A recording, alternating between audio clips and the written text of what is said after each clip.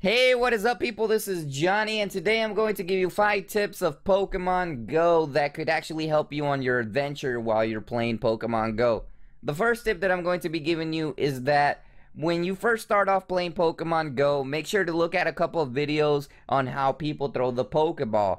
The reason why you want to know how to throw a Pokeball at a Pokemon initially is because you are going to lose a lot of Pokeballs in the beginning because the game doesn't actually give you a tutorial to throw Pokeballs.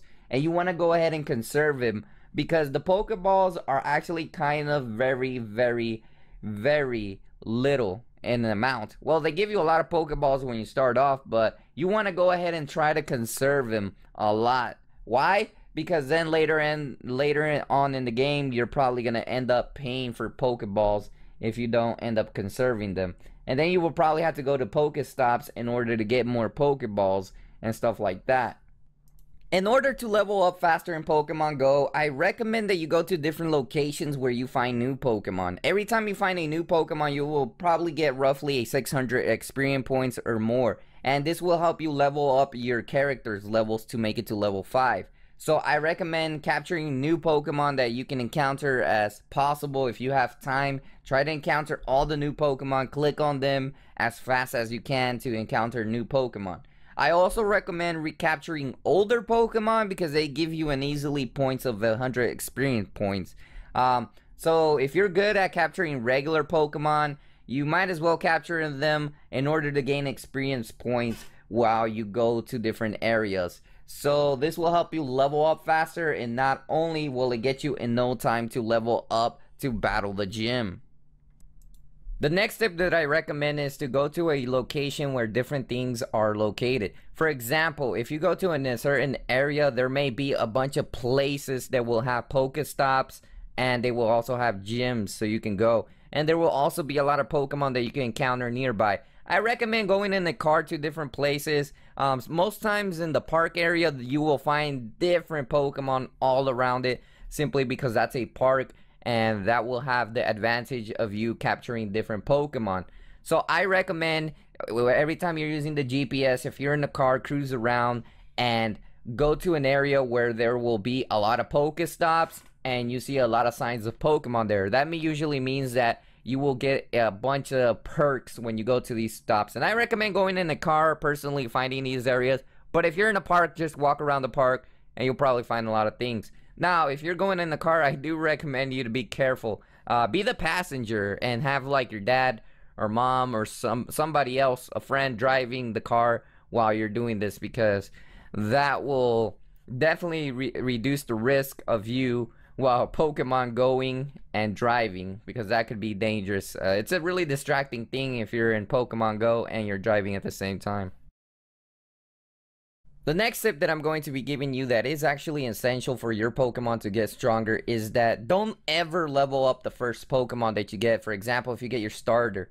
The thing is that you want to collect as many Stardust that you can, because this will help you level up your Pokemon that will become stronger later on. Now, I understand that you may actually want a Charmander, but you're going to be able to encounter more Charmanders in the wild. Try to capture more Charmanders. They're kind of rare to encounter, but eventually you will encounter them randomly. So if you encounter a Charmander, you want to get more Charmander candy for it to evolve, I recommend that you get all the Charmander candies first before you actually evolve it, because it's going to be kind of weak, and I think it will be stronger when you evolve it into a Charmeleon.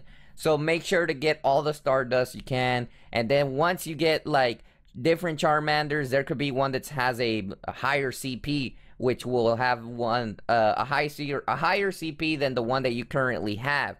So you're going to want to go ahead and evolve the one with the highest CP that you capture in the nature, because if you capture a really high Pokemon with a CP, then you can keep upgrading it, and evolve it to its final evolution. And there you will have a stronger overall Pokemon that you won't have to worry about. So I recommend upgrading the Pokemon with the higher CP, especially for Charmanders, because if you capture a higher CP Charmanders, you will get a better advantage, as well as having that Pokemon level up faster and have more stronger abilities. I recommend doing this, in my opinion, because this will help you evolve them with a much stronger stats, and that's what I think about that.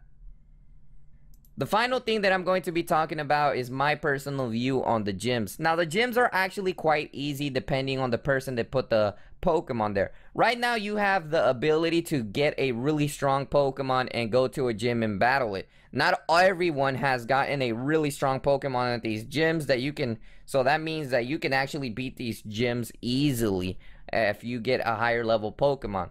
For example, in my area, since the game just came out, there's only some Pokemon that are pretty weak, like Eradicate, that probably have a CP of 136, or who knows, around there. And I have a Pinsir that's already at a 226, I believe, a CP. So I'll have the advantage to beat these gyms. But what you have to make sure is that you have to be prepared and know the weakness of the Pokemon in order before you actually battle that gym. I recommend that you have a really strong Pokemon with a CP, probably updated Stardust if it's a Pokemon that you're going to evolve.